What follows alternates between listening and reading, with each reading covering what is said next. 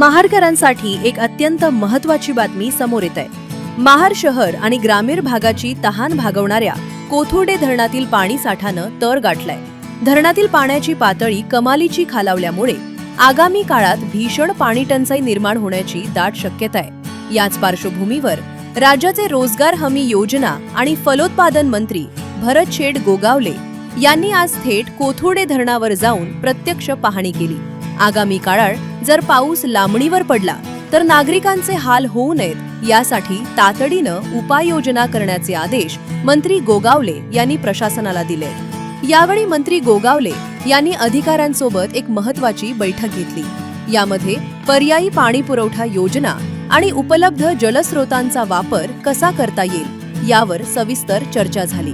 सर्वात महत्त्वाचे म्हणजे कोथुर्डे धरणात वर्षानुवर्ष साचलेला गाळ तातडीनं काढण्यासाठी आवश्यक यंत्रणा युद्ध पातळीवर कार्यान्वित करण्याचे निर्देश त्यांनी संबंधित विभागाला दिले।